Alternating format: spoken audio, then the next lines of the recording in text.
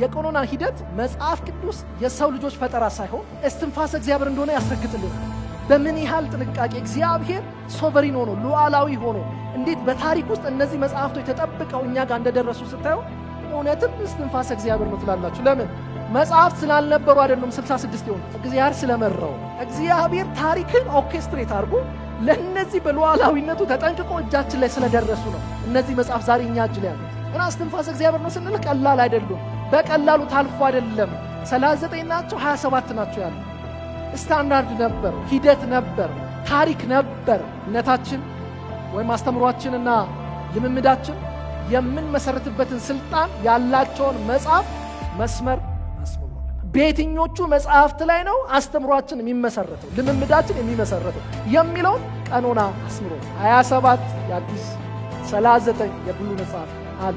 በእነዚህ ላይ አስተምሯችንን ልምምዳችንን መሰረት ከነዚህ ውጭ ነው ቀይ መስመር ተቀማሉ። አዎ እንድንረዳ ያረዳል። አዎ እንመስረት ኖ አረ ለሙታን ብንጸልይ ኖ እንደው እየሰጠን ወደ ላይ መግባት ኖ ጌታ መጣ መስመር አስምሮላችሁ በዚህ ሂደት መጥቶ ነው 66 የሆነው። ሲሪየስ የምንሆነው ለዚህ ነው።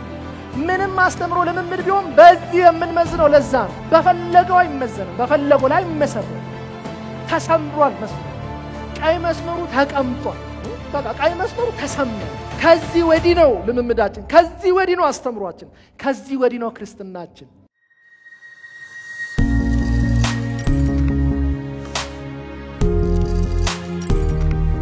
እግዚአብሔር ረድቶን በዚህ ስፍራ እናምናለን በሚል ርዕስ ትምህርት ጀምረናል። የመጀመሪያው ትምህርት መጽሐፍ ቅዱስ በሚል ጀምረናል።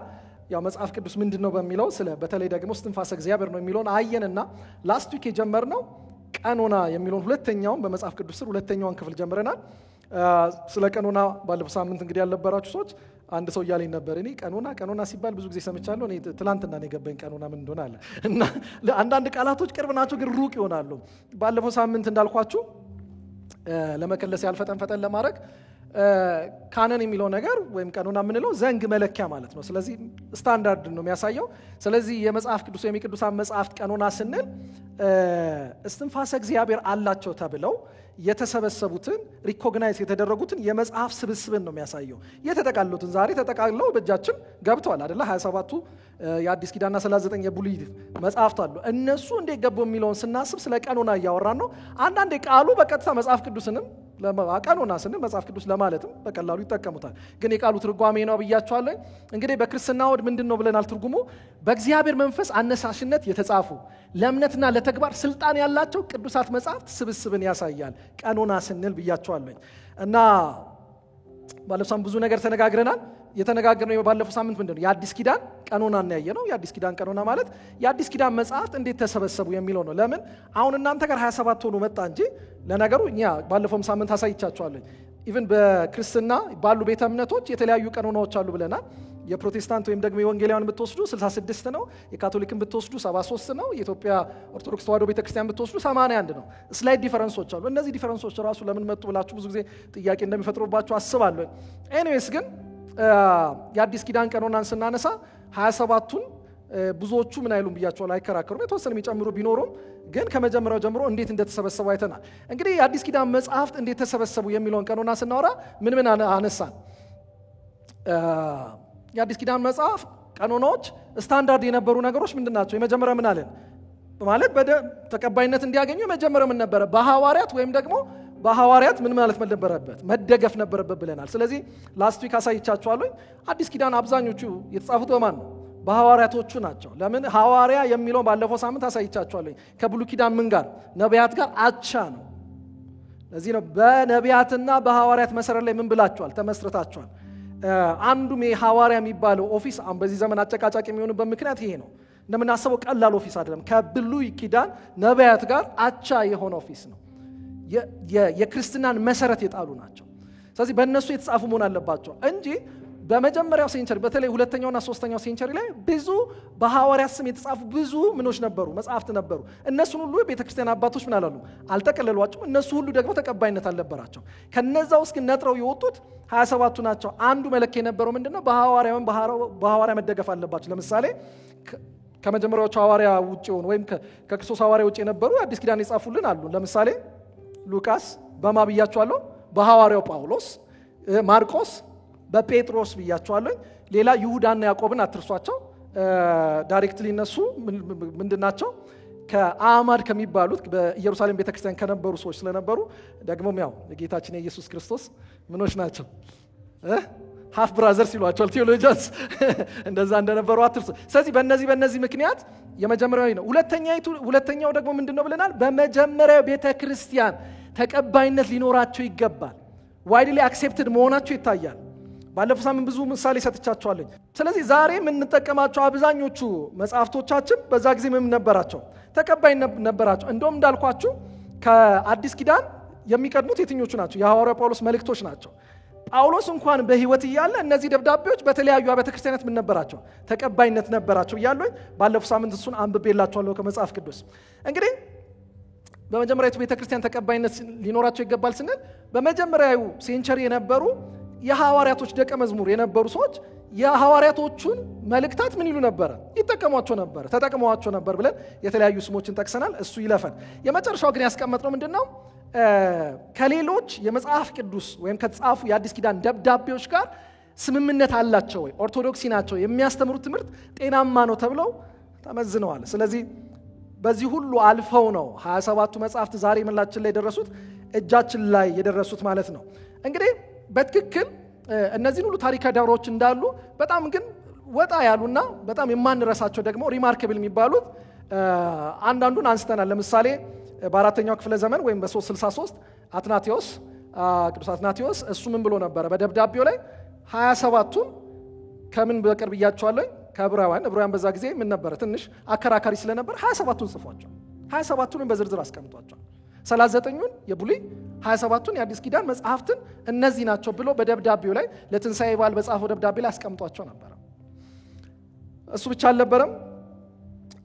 እዛው አራተኛው ክፍለ ዘመን ላይ የነበሩ እንደ ካርቴጅ እንደ ሂፖ የነበሩ ጉባኤዎች እነዚህን 27 አጽድቀዋቸው። ስለዚህ 27ቱ መጽሐፍት በታሪክ አመጣጣቸው እንደዚህ ማየት ትችላላችሁ። በቤተክርስቲያን ታሪክም ስትዋያቸው ተቀባይነትን አግኝተው በመጽሐፋችን ተጠቃለው እናገኛቸዋለን ብለን ነግሬያቸዋለሁ። ምናልባት ላስት ዊክ ሳልናገረው ያለፍኩት አንድ ዶክመንት አለ ወይም ሞራቶሪያን ካነን የምንለው ወይም ደግሞ ፍራግመንት ይሉታል። በ1740 አካባቢ ነው የተገኘው። ይሄ የላቲን ነው። በሁለተኛው ክፍለ ዘመን የነበረ ፍራግመንት ነው የሚያሳየው ተብሎ ያስባል። የሚገርማችሁ በዛ ፍራግመንት ውስጥ የተገኘው በአንድ ላይብረሪ ውስጥ ነው የተገኘው። ሲታይ ኦልሞስት ዛሬ ካሉን ከ27 መጽሐፍቶች ውስጥ 21ዱን ዘርዝሯቸዋል። 21ዱ ተዘርዝረው አግኝተናቸው። ስለዚህ ዝም ብሎ ነገር እንዳይመስላችሁ ብያስባለሁ። ትልቁ መልእክቱ ይሄ ነው። ሲሪየስሊ ያለፈ ነገር ነው። ካነን ቀላል ነገር ቀኖናን ስታስቡ እዚህ እጃችሁ ላይ የደረሰው መጽሐፍ በቀላል እንዳደረሰ ይገባችኋል ማለት ነው። እንግዲህ ዛሬ ባለን ክፍለ ጊዜ ጨርሰን የምንወጣው የብሉይ ኪዳን ቀኖና ነው። የብሉይ ኪዳን ቀኖናን ስናስብ ባለፈው ሳምንት አንድ ነገር ብያችኋለሁ። ስለ ብሉይ ኪዳን ቀኖና ስናወራ በቀጥታ የምንሄደው የት ነው ብያችኋለሁ? የዕብራይስጥ መጽሐፍት ጋር የምንሄደው በአይሁድ እምነት የነበረው መጽሐፍ ነው የምናየው። ለምን? ዛሬ እቺን ጥቅስ በደንብ እንድታዩልኝ እፈልጋለሁ። ሐዋርያ ጳውሎስ በጣም ሲሪየስ ነው እና በጣም ወዳታለሁ። እንደዚህ ይላል። አንዳንድ ጊዜ ማለት ስለ ብሉይ ኪዳን ለማውራት መጀመሪያ እኛ በጣም ሩቅ ነን። የመጀመሪያ ተቀባዮቹ አሉ። ሐዋርያ ጳውሎስ በሮሜ 3 ከ1-2 ላይ እንደዚህ ይላል። ታዲያ አይሁዳዊ መሆን ጥቅሙ ምንድነው? በቃ ጥያቄው ይሄ ነው። አይሁዳዊ መሆን ጥቅሙ ምንድነው? አይሁዳዊ መሆን ጥቅሙ ምንድነው?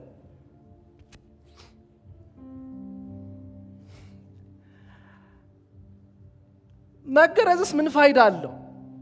በየትኛው መንገድ ጥቅሙ ብዙ ነው። ከሁሉ አስቀድሞ የእግዚአብሔር ቃል በአደራ የተሰጠው ለነርሱ ነው ይላል። ይውጣላችሁ። የእግዚአብሔር ቃል በአደራ የተሰጠው ለማን ነው? ለነርሱ ነው። መጽሐፉ የኛ ከመሆኑ በፊት የማን ነው? የነርሱ ነው። ብልጫቸው የእግዚአብሔር ቃል በአደራ መሰጠቱ ጭምር እንደሆነ እንዳረሱት።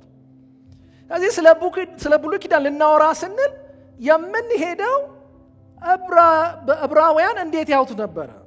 በአይሁድ እምነት ያላቸውን ነገር የምንመለከተው ወይም ደግሞ ባጭሩ ሄብሪው ስክሪፕቸርስን ነው የምናየው። የዕብራይስጥ መጽሐፍትን ነው የምንመለከተው። ስለዚህ ይሄንን ካልን እነሱ የነበራቸው መጽሐፍ ስንት ነበር ነው ጥያቄው ባጭሩ። አሁን 39 ነው አይደለም ምናምን ብለን ከምንከራከር ባለፈው እንዳልኳችሁ አዲስ ኪዳን ላይ ብዙዎቹ ይስማማሉ። ብሉይ ኪዳን ነው በጣም አስቸጋሪው የሚጨመርና የሚቀነስ የበዛው።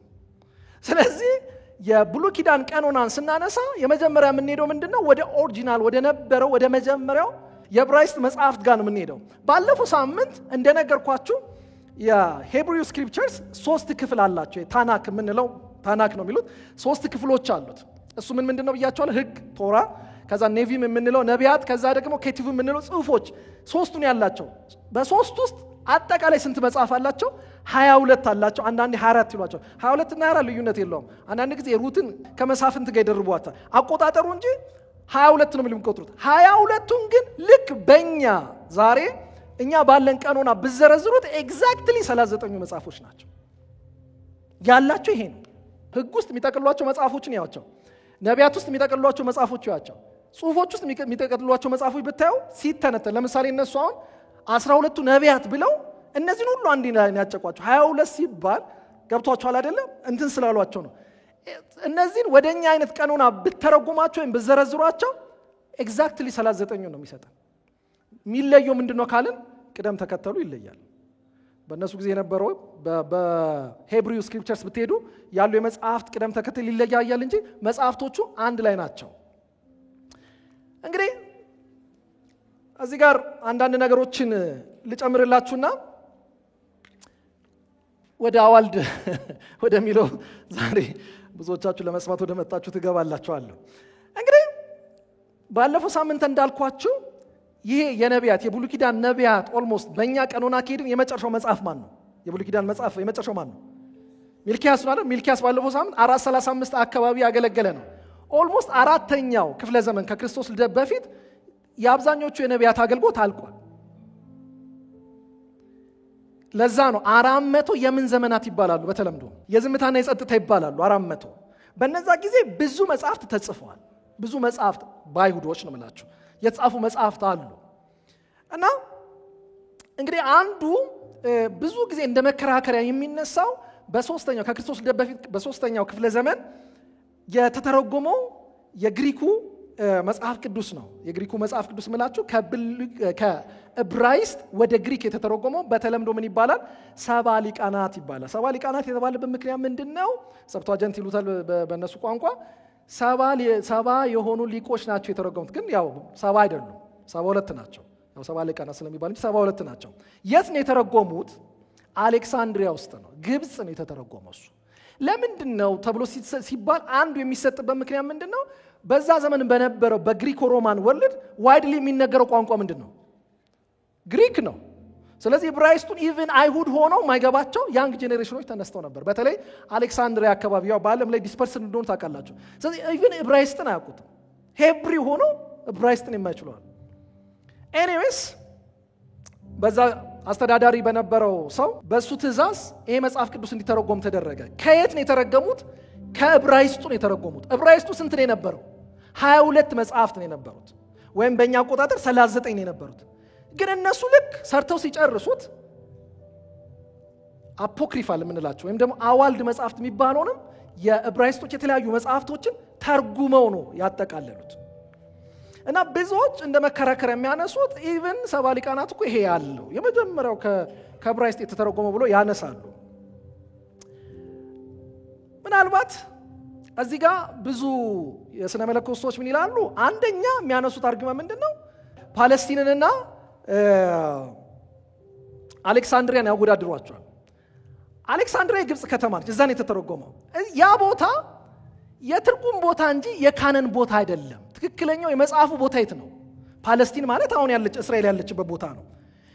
እዛ አይደለም የተተረጎመው። እና የካነን ስልጣን እዛ መሆን አይችልም ብለው አንዳንዱ እንደዛ አርጊው ያደርጋሉ።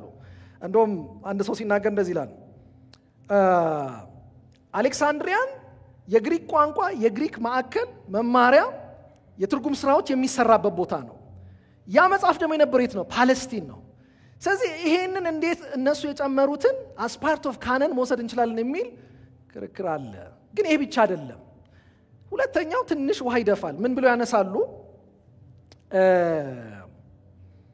የመጀመሪያ የተተረጎመውን 70 ሊቃናት መጽሐፍ የለንም ብዙዎቹ የሚስማሙበት። ይልቁኑ በአራተኛው ክፍለ ዘመን የተገኘው 70 ሊቃናት ነው ብዙ አሁን እጃችን ላይ ያለ ተብሎ የሚታመነው። ስለዚህ የመጀመሪያው ይኖር ይሆን የሚል ጥያቄ አለ። እነዚህ የተጨመሩ መጽሐፍት በተለምዶ ምን እንላቸዋለን?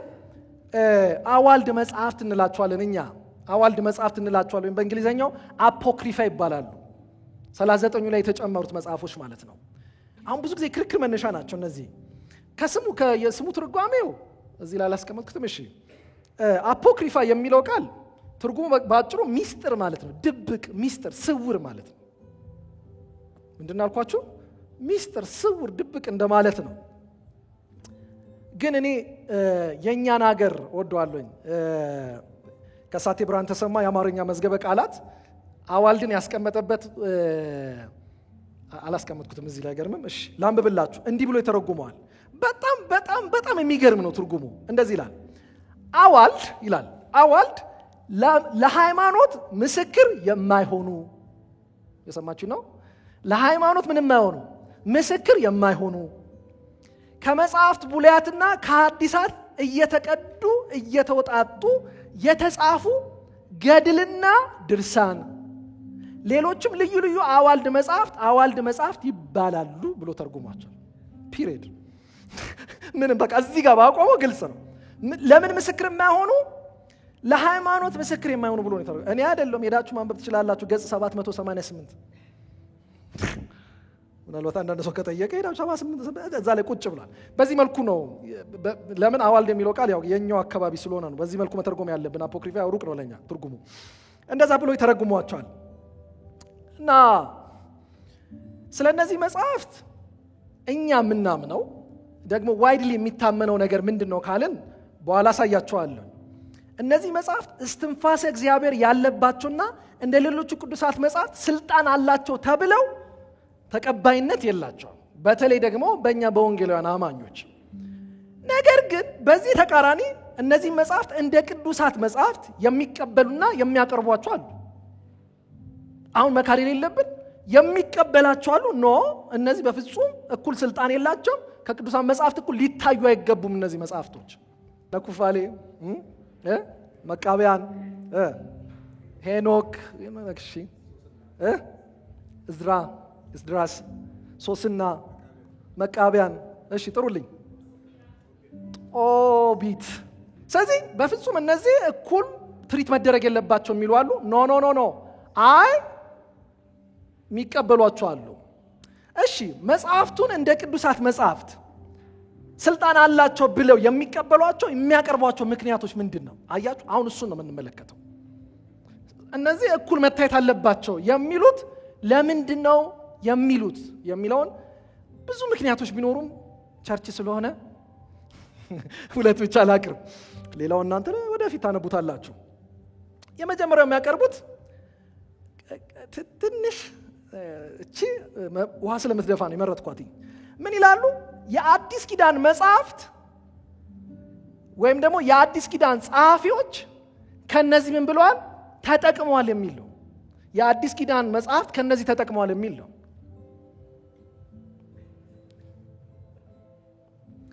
አዲስ ኪዳናችን ውስጥ ከነዚህ የተጠቀሱ ከነዚህ መጽሐፍት የተወሰዱ ጥቅሶች አሉ? ብዙ የሉም። አይዟችሁ አትደንግጡ፣ ብዙ የሉም። 1-3 ጥቅሶች ግን አሉ፣ ሳላበዛው ማለት ነው። 1-3 አሉ። ለምሳሌ ይሁዳ፣ ይህን ያወጣልኝ፣ ይሁዳ ከ14 እስከ 15፣ ሁለተኛ ጢሞቴዎስ 3:8 ብትመለከቷቸው እነዚህ ምንም በቃ በማዋለዳ መልኩ ከነዚህ የተጠቀሱ ጥቅሶች ናቸው። ከአዳም ጀምሮ 7ኛ የሆነው ሄኖክ ስለ እነዚህ ሰዎች እንዲህ ሲል ተንብዮአል። ስለማን ነው የሚያወራው? ስለ ሄኖክ ነው። ይሄ ጥቅስ የተወሰደው ከመጽሐፍ ሄኖክ ነው። አደንግጡ፣ ብዙ የለም። ይሄን በጣም እንትን አይደለም። ይሄ መጽሐፍ ሄኖክ ላይ ያለ ተብሎ የተለመደ ይሄንን ስለሚሉ ነው እነሱ።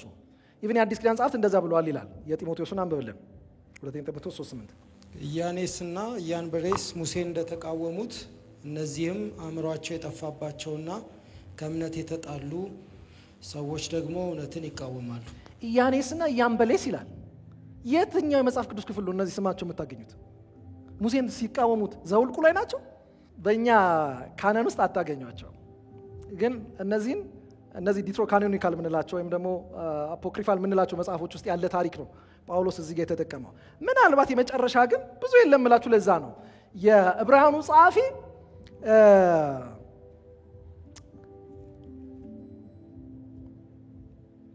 ሴቶች ሙታናቸውን በትንሣኤ አገኙ የሚለው ተቀበሉ የሚለው ጥቅስ እሱም ምናልባት ከነዛ መጽሐፍት የተወሰደ ነው ተብሎ ይታሰባል። ስለዚህ ብዙ አታገኙ። ምናልባት እሱ ከሁለተኛ መቃቢያን 7 አካባቢ ሊሆን ይችላል የወሰደው ተብሎ ይታሰባል። ይህን የማነሳበት ምክንያት ምንድን ነው? እነዚህ እኮ መጽሐፍት ዋጋ አላቸው፣ እኩል ናቸው። ለምን? የአዲስ ኪዳን ጸሐፊዎች ራሱ ከነዚህ መጽሐፍ ጠቅሰዋል ይላሉ። አሁን ጥያቄው የአዲስ ኪዳን ጸሐፊዎች ከነዚህ መጽሐፍት ብቻ ነው የጠቀሱት ነው? ይሄ መልሱልኝ። አይደለም፣ በፍጹም። ሐዋርያው ጳውሎስ እንደውም ከነዚህ መጽሐፍ ከጠቀሰው በላይ በዛ ዘመን ከነበሩ ገጣሚዎችና ፈላስፎች የጠቀሰው ይበልጣል። ያ ማለት እውቅና ሰጣቸው ማለት ነው።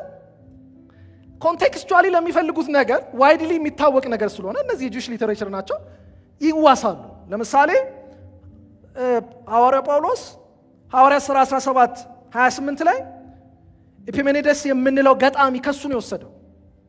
ከፈለጋችሁ አንደኛ ቆሮንቶስ 15:33 ላይ ሜናንደር ከሚባል ከሱ ሰው ነው የወሰደው። ስማቸው ራሱ ይታወቃል።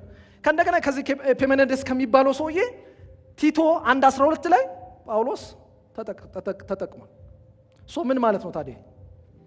የአዲስ ኪዳን ጸሐፊዎች ላሉበት አውድ የሚመቻቸውን ነገር ዋይድሊ የሚታወቀውን ነገር ይላሉ፣ ይጠቀማሉ። ያን ተጠቀሙ ማለት ያንን መጽሐፍ ሙሉ ለሙሉ እውቅና ሰጥተውት ስልጣን ያለው መጽሐፍ ነው እያሉ አይደለም። ስለዚህ አደንግጡ። እንዴ ይሁዳ ጠቅሷል ሲባል ይጥቀሳ ኦኬ። እንዴ ኤፒሜኔደስንም ጠቅሷል ጳውሎስ። እሺ የሐዋርያት ሥራ 17 ብቻ አንብብልኝ። 17:28 የምንኖረውና የምንንቀሳቀሰው ያለነውም እርሱ ነውና ከራሳችሁ ባለቅኔዎች አንዳንዶቹ ይሄው ባለቅኔ ብሎ ከነሱ ይጠቅሳል ጳውሎስ። ቅኔውን ንገረን። እኛ ደግሞ ልጆቹ ነን። በቃ የሚታወቅ በዛ ዘመን የነበረ ፖይት ነው፣ ጸሐፊ ነው፣ ገጣሚ ነው፣ ባለቅኔ ነው። ከነሱ ወስደዋል። ስለዚህ የአዲስ ኪዳን ጸሐፊዎች ነሰሰርሊ ከነዚህ መጽሐፎች ወሰዱ ማለት ለነዚህ መጽሐፍ እውቅና ሰጡ ማለት አይደለም። ይሄ በግልጽ ሊገባንና ልንረዳው የሚገባን ነገር ነው። አዎ ብዙ የለም። በቃ 3ቱን ያወጣውላችሁ፣ ሌላ የለም። 3ቱ ቦታ ብቻ፣ ከዛ ውጪ የትም አታመጡ። ይሄን ተጠቀሙ ማለት ግን ለነዛ መጽሐፍ እውቅና እየሰጡ አለ። ሁለተኛ የሚያቀርቡት የአዲስ ኪዳን ጸሐፊዎች ይላሉ። ሁለተኛ የሚቀርበው ምንድነው? የአዲስ ኪዳን ጸሐፊዎች አዋልድ መጽሐፍትን አጠቃሎ የሚይዘውን የሰባ ሊቃናትን ትርጉም ነው በስፋት የተጠቀሙት የሚል ነው። ይሄም እውነት ነው። የአዲስ ኪዳን ጸሐፊዎች በግሪኮ ሮማን ወርልድ ውስጥ ስለሆነ የሚያገለግሉት የኖሩትም አብዛኛው ግሪክ ተናጋሪ ስለሆነ የወሰዱት የሰባ ሊቃናትን መጽሐፍ ትርጉም ተጠቅመዋል። ያን ትርጉም ተጠቀሙ ማለት ግን ሙሉ ለሙሉ ያንን መጽሐፍ እውቅና ሰጥተውታል ማለት ነው ወይ ነው ትልቁ ጥያቄ።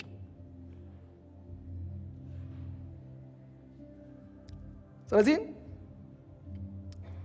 የሚገርመውና የሚያስቀው ነገር ቅድም ካወጣውላችሁ ጥቅሶች ውጪ የአዲስ ኪዳን መጽሐፍት የአዲስ ኪዳን ጸሐፊዎች ምንም አይነት ጥቅስ ምንም አይነት ኮቴሽን ከነዚህ መጽሐፍት አልተጠቀሙም።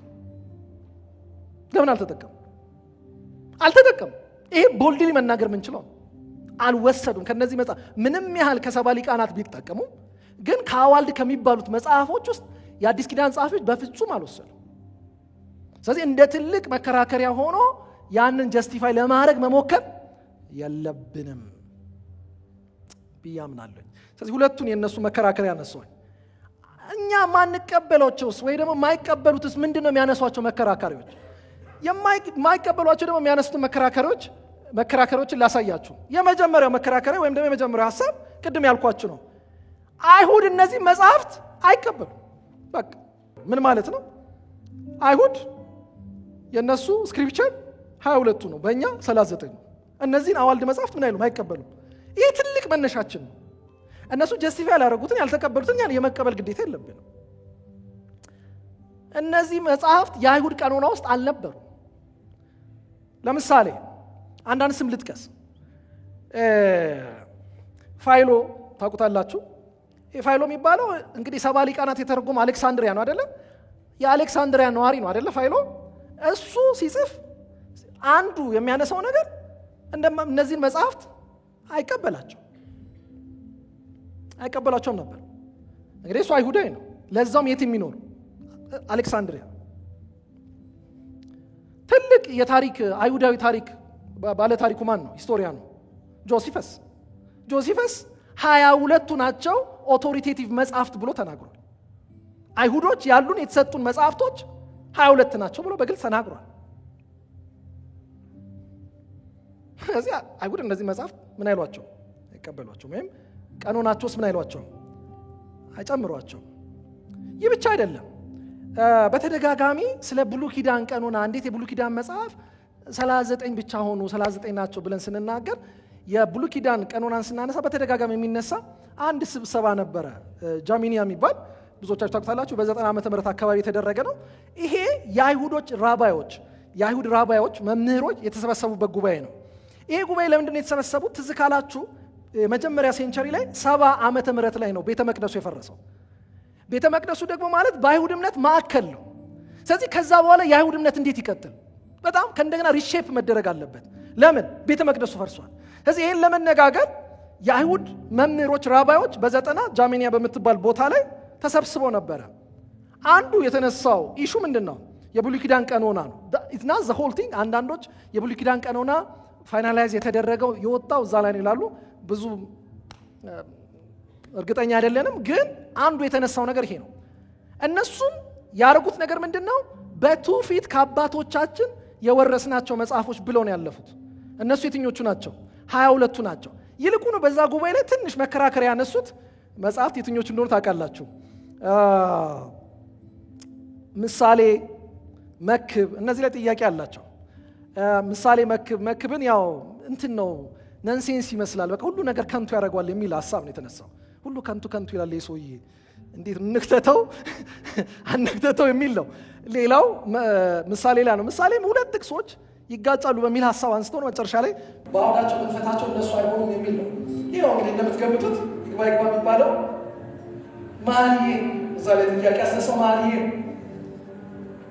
ያው ከባድ ነው ማለት መኃልየ ስታነቡት እንዲሁ ከተነበበ ምንም ይህ ቅዱስ መጽሐፍ አስብለው የሚል አይነት ነገር ነው። ግን በኋላ አፈታቱ ነው ዋናው የሚል ነገር ነው የተሰጠው።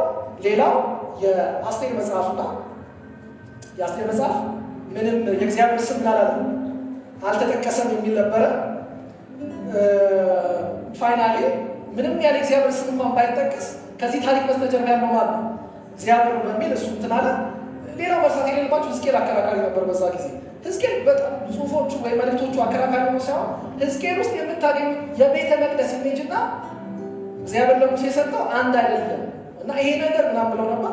ፋይናሊ እሱ ማፈታቱ በሚል ተወሰደ እንጂ እነሱ ማፈር የሚያደርጉት እነዛ መጽሐፍት ናቸው በትውፊት የተቀበልናቸው ብለው አረጋግጠዋል። አንድ ግን እዚህ ጋር በጣም ጥንቃቄ እንድታደርጉ የምፈልገው ነገር አለ። አይቀበሏቸውም ስንል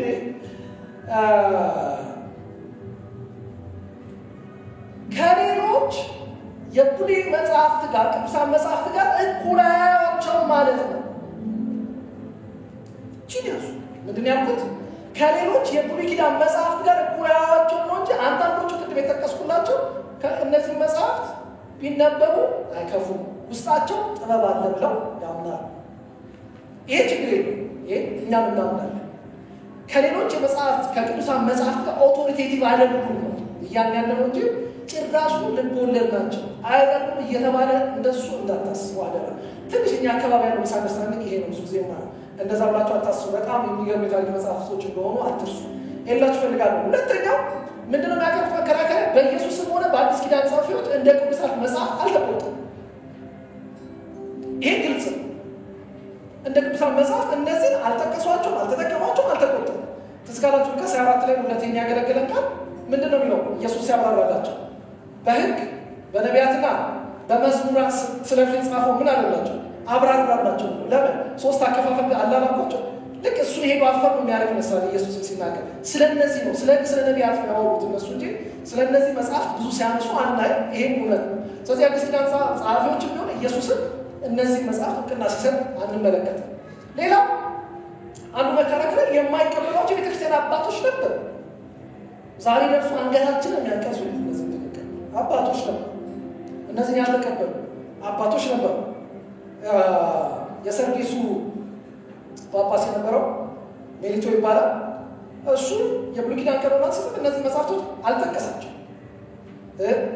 ኦሪገን፣ ሲሪል ከቤተክርስቲያን አባቶች እነዚህን አንድ መጽሐፍቶችን አላሏቸው፣ አልተቀበሏቸው። ማለት እኩል ስልጣን ካላቸው ከቅዱሳን መጽሐፍት ጋር መታየት አለባቸው ብለው አያም። ቅድም እንዳልኳቸው አትናቴዎስ በጣም እንግዲህ የሁለቱንም ስለሰጠ መነሳት አለበት። እሱ ምን ብሏል?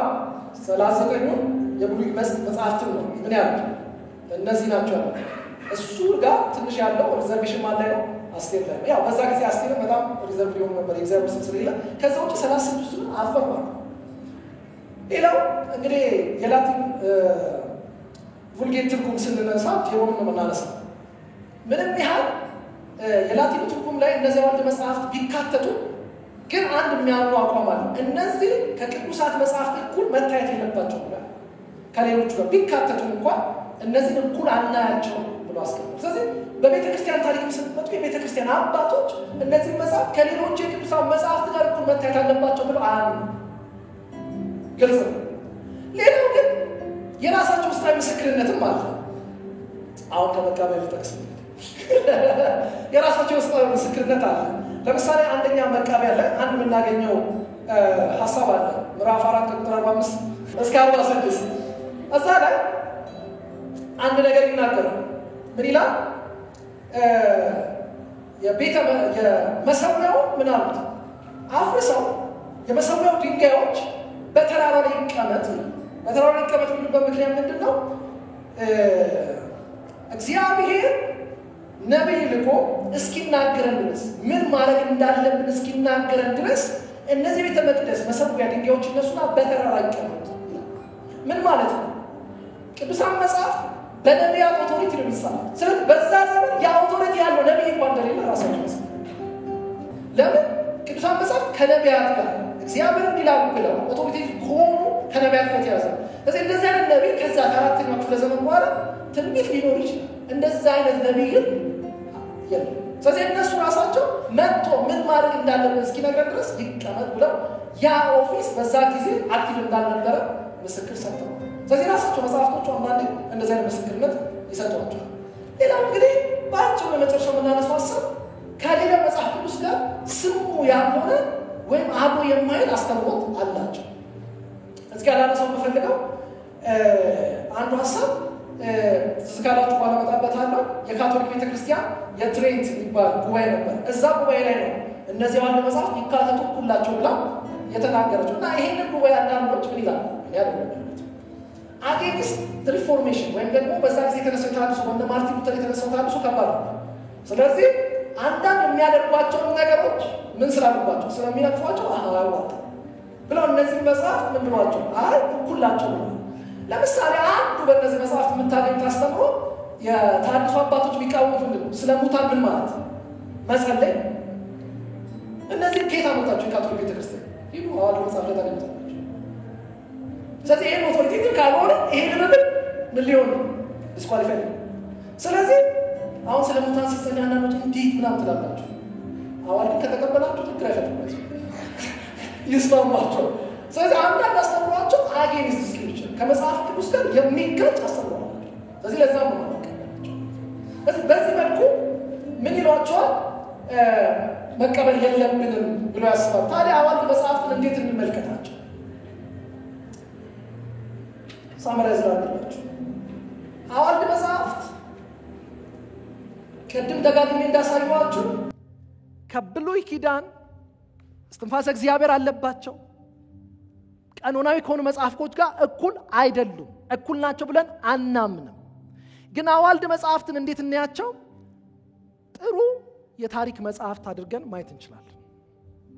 ለምሳሌ በብሉይ ኪዳን ቅድም እንዳልኳችሁና በአዲስ ኪዳን መካከል 400 ዓመት የዝምታ ጊዜ አላችሁ። እሱ ጊዜ ላይ ምን ነበረ፣ እንዴት ነው የሆነው የሚለውን ታሪክ ማወቅ የምትችሉት እነዚህ መጽሐፍት ስታነቡ ነው። ስለዚህ እንደ ታሪክ መጽሐፍ ይጠቅማሉ። ስለዚህ ይሄ ምን ተብለው ጭራሽ ምንም ቫሉ እንደሌላቸው ሊታዩ አይገባም። የቤተክርስቲያን አባቶችም እንደሱ አንቀበልም ሲሉ ለታሪክ አይጠቅሙንም ለምንም ጥቅም የላቸውም እያሉ አይደለም። ከነዛ እኩል ኦቶሪቴቲቭ መሆን የለባቸውም ነው ያሉት። ስለዚህ እንደ ታሪክ ድርሳናት እንጠቀማቸዋለን። ስለዚህ አሁን የመቃብያንን መጽሐፍ ባናነብ ኖሮ ይሄ በብሉይ ኪዳን በአዲስ ኪዳን መካከል ያለው በተለይ ደግሞ ወንጌላትን ስታነቡ አውዱ የሚገባችሁ እነዚህ መጽሐፍት ካወቃችሁ ብቻ። ወንጌል በደንብ የሚገባችሁ ወንጌል መጽሐፍ የሚገባችሁ አይሁዶች በምን አይነት መከራ ሰፈሪንግ እንዳለፉ በእነዚህ መጽሐፍት ውስጥ የከፈሉትን ዋጋ ካላያችሁ በፍጹም አንደርስታንድ አታደርጉት። ሌላ ደግሞ እነዚህ መጽሐፍቶች ለምን ይጠቅማሉ ካል አንዱ የሃይማኖት ቀናይነትን ነው የሚያስተምሩት። እነዚህ መጽሐፍት ምን ማለት ነው? አይሁዶች እንዴት ለእምነታቸው እንደሞቱ ዋጋ እንደከፈሉ ያሳያሉ። ምን ያህል ለሃይማኖታቸው ቀናይ እንደነበሩ እነዚህ መጽሐፍት ላይ ነው የምታዩት። ስለዚህ እነዚህ መጽሐፍት በብሉይ ኪዳን ካሉት መጽሐፍ ጋር እኩል አይደሉም። የኛ ቀኖና ውስጥ የሉም። ግን ለታሪክ ሊጠቅሙ የሚችሉ ታሪክን ለማወቅ የሚረዱን አንዳንድ ጥሩ ጠቃሚ ነገሮች በእነዚህ መጽሐፍት ውስጥ አለ ብለን ብንቀበላቸው የተሻለ ነው ብዬ አምናለሁ። እንግዲህ በዚህ እንጠቅልል። ቀኖናና እኛ አሁን ይህን ሁሉ ለፈለፍን ምንድነው ሲግኒፊካንሱ? ቀኖና የሚለውን ነገር ማወቃችን እንዲህ ነው ብሉይ ኪዳን እንዲህ ነው አዲስ ኪዳን የመጣው የተጨመሩ መጽሐፍት እንደዚህ ናቸው እነዚህም በዚህ መልኩ እናያቸዋለን። እንጠቅልለው ምንድነው ለኛ ያለው ጥቅም? የመጀመሪያው የቀኖና ሂደት መጽሐፍ ቅዱስ የሰው ልጆች ፈጠራ ሳይሆን እስትንፋሰ እግዚአብሔር እንደሆነ ያስረግጥልናል። በምን ያህል ጥንቃቄ እግዚአብሔር ሶቨሪን ሆኖ ሉዓላዊ ሆኖ እንዴት በታሪክ ውስጥ እነዚህ መጽሐፍቶች ተጠብቀው እኛ ጋር እንደደረሱ ስታዩ እውነትም እስትንፋሰ እግዚአብሔር ነው ትላላችሁ። ለምን? መጽሐፍት ስላልነበሩ አይደለም 66 የሆኑት እግዚአብሔር ስለመራው ነው። እግዚአብሔር ታሪክን ኦርኬስትሬት አድርጎ ለነዚህ በሉዓላዊነቱ ተጠንቅቆ እጃችን ላይ ስለደረሱ ነው እነዚህ መጽሐፍ ዛሬ እኛ እጅ ላይ ያሉት። እና እስትንፋሰ እግዚአብሔር ነው ስንል ቀላል አይደሉም። በቀላሉ ታልፎ አይደለም 39 ናቸው 27 ናቸው ያልነው። ስታንዳርድ ነበረው፣ ሂደት ነበረው፣ ታሪክ ነበረው። በዚህ አልፎ ነው የመጣው የሚለው እንድትይዙልኝ እፈልጋለሁ። የመጨረሻው ግን ይሄ ነው። እምነታችን ወይም አስተምሯችንና ልምምዳችን የምንመሰርትበትን ስልጣን ያላቸውን መጽሐፍት መስመር አስመሮልናል። እምነታችን የቱ ላይ ነው የሚመሰረተው የሚለው አሰመረልን። ሁሉም ላይ አይደለም የሚመሰረተው። አሜን በሉኝ እስቲ። አሁን እኮ የተቸገርነው ሁሉም ላይ የሚመሰረት መጣ። አንዳንድ ልምምዶችን በተለይ እንደ ወንጌላውያን አማኝ አንዳንድ ኢመጽሐፍ ቅዱሳዊ ነው ልምምዶችን ለምንድነው ኢመጽሐፍ ቅዱሳዊ ነው የምንለው? ለምን? መስመሩ ተሰምሯል። በየትኞቹ መጽሐፍት ላይ ነው አስተምሯችን የሚመሰረተው ልምምዳችን የሚመሰረተው የሚለውን ቀኖና አስምሮልናል። 27 የአዲስ 39 የብሉይ መጽሐፍት አሉን። በእነዚህ ላይ አስተምሯችንም ልምምዳችንም ይመሰረታል። ከነዚህ ውጭስ ነው ቀይ መስመር ይጠቅማሉ? አዎ። እንድንረዳ ይረዱናል? አዎ። እንመስረት? ኖ። ኧረ ለሙታን ብንጸልይ? ኖ። እንደው እየሰጠን ወደ ላይ መግባት? ኖ። ከየት አመጣችሁት? መስመር አስምሮላችኋል። ዝም ብለን አይደለም ቀኖና ያልኩት 2 ሳምንት በዚህ ሂደት መጥቶ ነው 66 የሆነው። ሲሪየስ የምንሆነውም ለዚህ ነው። ምንም አስተምሮ ልምምድ ቢሆን በዚህ የምንመዝነው ለዛ ነው። በፈለገው አይመዘንም፣ በፈለገው ላይ አይመሰረትም። ተሰምሯል መስመሩ። ቀይ መስመሩ ተቀምጧል። በቃ ቀይ መስመሩ ተሰመረ። ከዚህ ወዲህ ነው ልምምዳችን፣ ከዚህ ወዲህ ነው አስተምሯችን፣ ከዚህ ወዲህ ነው ክርስትናችን። አሜን። ገላገለን።